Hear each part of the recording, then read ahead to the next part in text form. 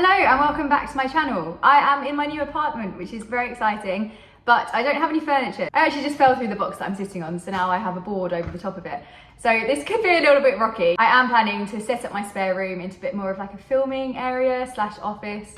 So hopefully we will not be quite so wobbly.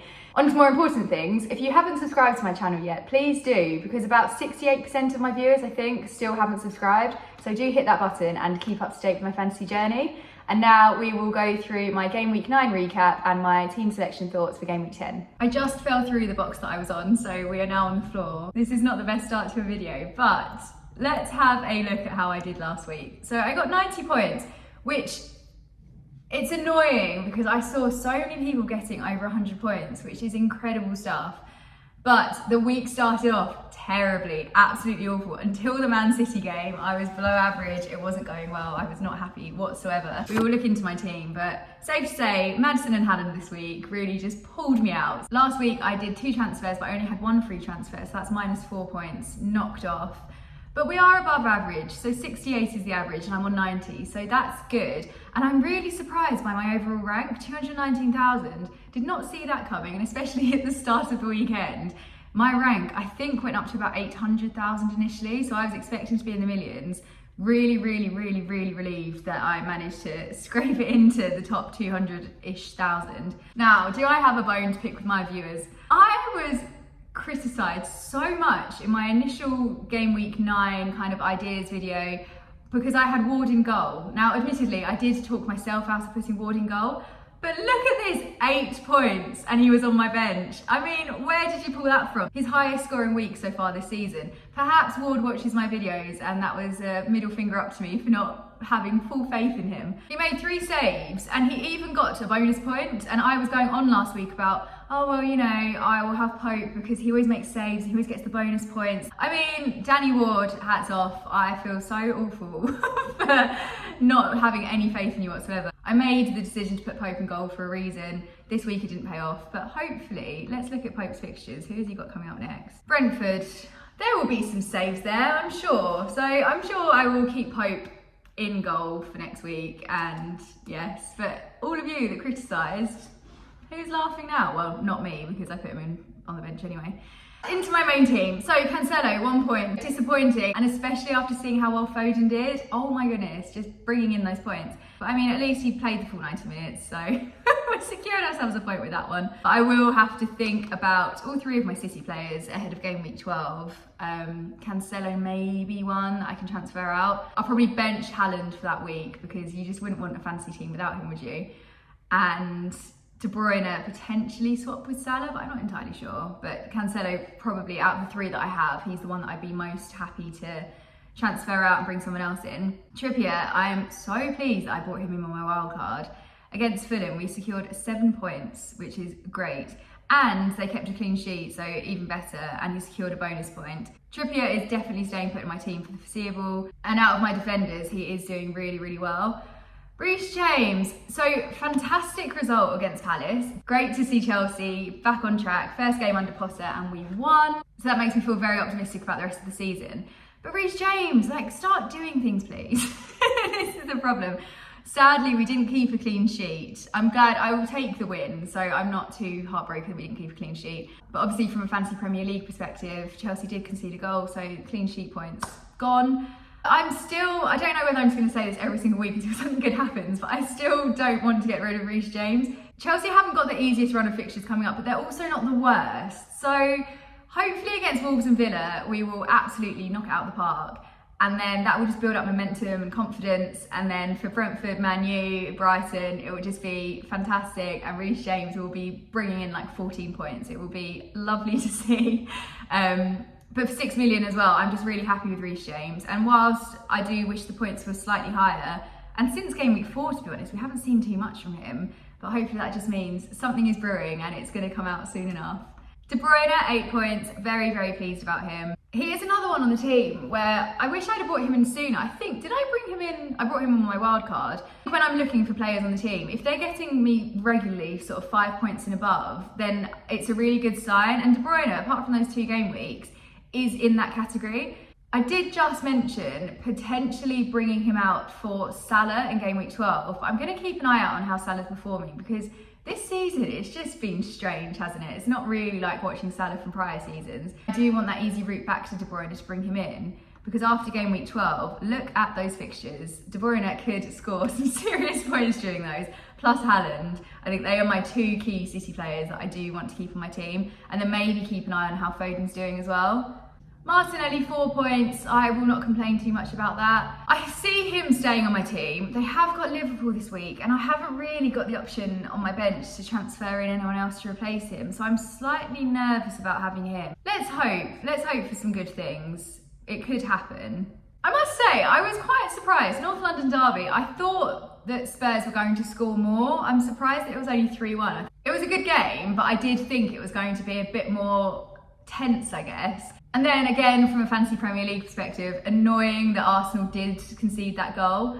But Martinelli got the assist, and I was very pleased. And this was when my weekend started to turn around and I was actually bringing in some proper points. So Martinelli did restore my faith in my team. Maddison, we have things to discuss here. I was really hoping for a Forest win. I was so optimistic that they had the international break to get together, gel as a team, come back stronger than ever. And then they were really pressing at the start. They were so close to scoring when it hit the post. It was just right there. And then they started making stupid mistakes. The minute Leicester scored, you just knew it was downhill and Forest had lost like all momentum. So frustrating to see. But from a fantasy Premier League perspective, where I had Maddison on my team, I did tweet and I said that I want Maddison to score a hat-trick, but I also want Forest to win. So if it could be like 4-3 to Forest, that would be the ideal scenario. Sadly, we did get the 4, but Forest didn't come up with the 3. So a tough watch, but also saved my game week. Maddison, everyone was expecting big things from him, but 18 points, his best week of the season. So good. Obviously, secured those bonus points. Would be an absolute crime if he hadn't. So good, and hats off to you if you captained Maddison, because I know a lot of people were taking chances this week by not captaining Haaland, and captaining Maddison, you'd still secure yourself 36 points, so a really good call. I'm so glad it's paid off for people. But Maddison, staying put in the team, I'm so happy that I took the -4 to bring him in, because I think realistically, if I hadn't have used a second transfer, I don't think I would have done the Maddison transfer. I think I would have just stuck with Tony, because I've had him in my sights for so long, and then I would have been absolutely gutted and missed out on those 18 points. So thank goodness. And then if we look at the fixtures coming up, Bournemouth this week, I cannot wait to see that. I'm really hoping, fingers crossed actually, for a Maddison hat-trick. That would be so good, and he is definitely capable of doing so. So I am delighted, absolutely delighted that I brought Maddison in. I think that's the first transfer I've done all season where it's paid off from the get-go. So Maddison, you are staying put. Gordon, I mean, I wasn't expecting huge things, to be honest. And if you look at my bench, the only person that would have scored me more would have been Andreas, and he only got 2 points. So I'm not going to beat myself up too much about being 1 point lower than I could have been. This was another one as well where everyone was advising me to bring in Gordon and bench Andreas. I did listen, and I do appreciate the comments and things, but I didn't really have any strong feelings about it, if I'm honest. Yeah, Gordon, fine, secured me a point. At least it wasn't an Emerson situation where I could have had -2, but we will go into that when I go onto my bench. Mitrovic, oh dear. So at the time of filming, there is still no update on his injury situation. Don't know if he's playing or not. That could really heavily impact my transfer decisions this week. I have got my eye on some other players, but I will go into my transfer discussion shortly. But I'm really hoping he is fighting fit, because also Fulham's fixtures, West Ham and then Bournemouth, that is such good going. And I think if Mitrovic is still injured and he's not playing, I don't know if I will transfer him out. I think I might just bench him and just accept the fact that I'm not going to have the best game week, because I'd really want him for the Bournemouth game, and I'd rather stay patient, save a transfer, and then maybe have to last minute transfer him out rather than making a transfer and then he's fine. So I guess it all depends on what news we hear in the next couple of days. But Mitrovic, yes, bit of a down on the game week, but long term, I've wanted him in there for ages, and I am very happy with my front 3, so I would be quite reluctant to change it. The man of the week, Haaland. This man, what was he made from? Like some sort of Premier League gods. Absolutely incredible, 23 points, and captaining him. So I'm getting 46 points.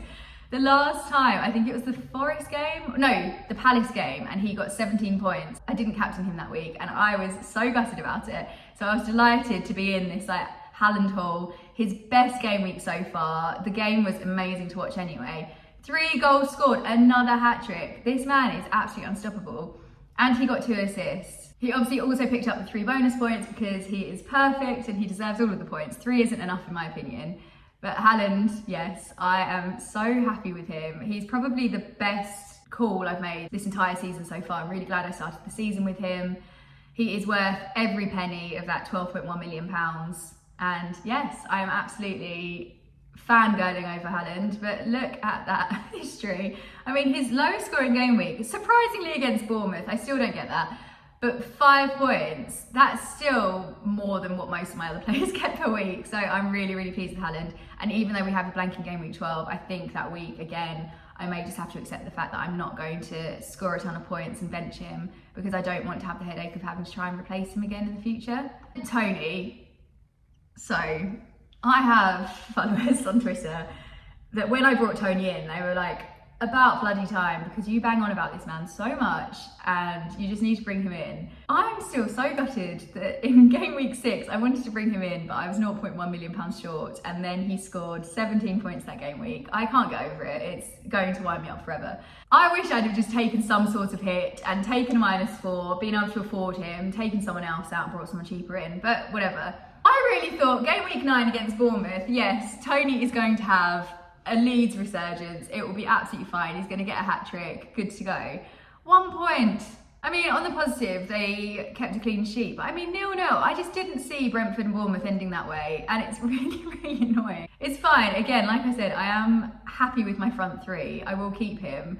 But this is my transfer curse. I bring someone in and they blank. That's why I was so over the moon with Maddison, because he didn't blank. And I'm not used to this feeling of making a good transfer call. But Brentford, their fixture's coming up. Then again, not the best. Particularly worried about game week 12 when they're against Chelsea. But hopefully he will put it out of there. And then if I can persevere up until game week 13, then Villa, Wolves, Forest, they're good fixtures for Brentford. So there is the time for him to gather points along the way and fingers crossed build momentum.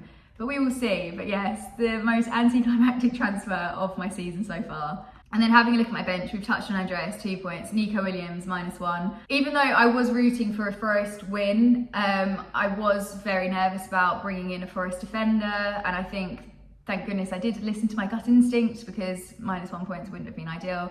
And then Emerson, I dodged a bullet by not having him in. I'm so pleased. A red card. Yeah, that would have been, if I'd have played Nico Williams and Emerson and ended up with -3, I probably wouldn't be filming this video because I'd be so annoyed with myself, plus Tony blanking. I do have a lot of transfer issues, I suppose. I'm not entirely sure what I want to do. I definitely want to get rid of Emerson, potentially getting rid of Cancelo, especially ahead of game week 12. A Mitrovic replacement may have to happen if he's injured, especially if it's long term. And then Gordon is fine, but I'm not really feeling massively passionate about him. But he's 5.5 million and he may knock it out of the park at some point. So there's quite a lot for me to think about. But if you have any suggestions for me, do let me know in the comments who I could bring in on defence, potential replacements for Cancelo, because that 7.1 million price point, I could bring in someone good. Midfield, I think I will stick with. I think the fact that I've got De Bruyne and Maddison and Martinelli to an extent is going to get me through. And then the front 3, as I mentioned, I am really happy with, but if Mitrovic is injured, it could be a little bit of a disaster. So I think it's the defence that I'm really eyeing up. I see myself rolling this week's transfer because I think I need to have 2 free transfers so I can actually properly play around with the team rather than just making transfers for the sake of it. I'm in quite a difficult scenario now where I'm not 100% happy with my team, but I don't really know where to take it. So I think I need 1 more game week, watch the matches, see how people are playing, who I'm feeling optimistic about. Not that that ever pays off because I feel really optimistic and then things don't go well. But yes, that's where I am currently. So pretty sure rolling the transfer, we'll play around with my bench, see how that goes. We'll put Pope in goal so no one complains, even though Ward did do better this week. If you follow me on Twitter at Yelena FPL, I will post my final team before the transfer deadline so you can all see who I go with. That is my plan for game week 10. I think I'm going to try and play the long game, not expect a huge haul of points this week, but think more strategically ahead of game week 12 where I won't have any of my City players playing because they are like my main assets, I think, on my team. They're bringing me in the points. So I'm not entirely sure what I will do to replace them, but we will see. As always, you can keep up with me on Twitter at Yelena FPL. I'm on Instagram, my handle is down in the description. You can join my mini league, which has over 300 of you and some really, really high scores. It's actually quite intimidating and a very difficult league to get into the top 10. So I am comfortably nowhere near the top 10. I think I'm in the top 100. So we will slowly work our way up there. But do subscribe if you haven't already, and I will see you in the next video.